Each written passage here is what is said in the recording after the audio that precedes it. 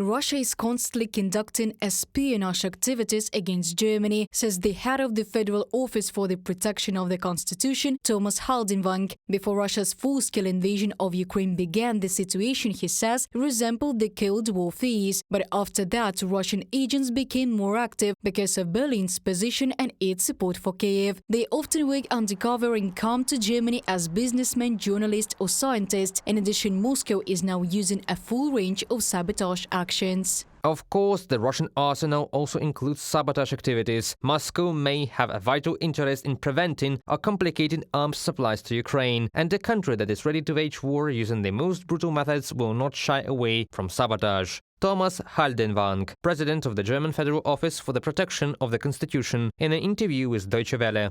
The Financial Times, citing intelligence sources in European countries, reports that the activities of Russian intelligence services have become more aggressive and coordinated recently. The Kremlin began to more actively prepare sabotage without worrying too much about possible civilian casualties. Experts believe that such activity is associated with the preparation of a number of international events. Elections to the European Parliament, which will be held in June. This is also a peace summit, which will also be held in Switzerland in June. This is a forum of the European Community, also the NATO summit. There is a number of global events that have such serious international significance, and the Russian side is thus trying to destabilize the situation in Europe, sow some sort of panic, and cause problems among the population.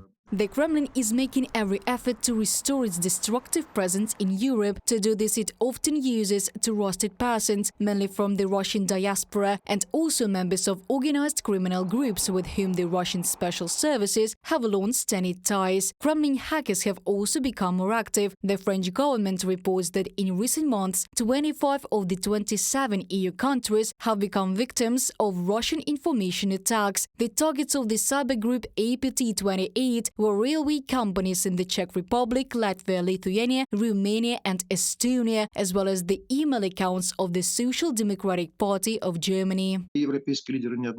European leaders have repeatedly said and emphasized that on the eve of the European Parliament elections they plan to intensify Russian hybrid aggression. Of course, all this is now on the priority agenda of European leaders and intelligence services. Of course, they work, and the activities that are carried out are not so advertised. They are not so visible, so to speak, about it more publicly and transparently. In addition to operations abroad, in the near future, Russian special services may organize provocations on Russian territory, agents of the Sabotage partisan movement reported. According to their information, Russian security forces are planning mass detentions of Muslims. Allegedly, some of the detainees will have homemade explosive devices found at their disposal. Moscow wants to once again falsely accuse Ukraine of preparing terrorist attacks in Russia, Sabotage warns. Reported by Dana Kolesnik, Andriy Dmitrenko, UATV News.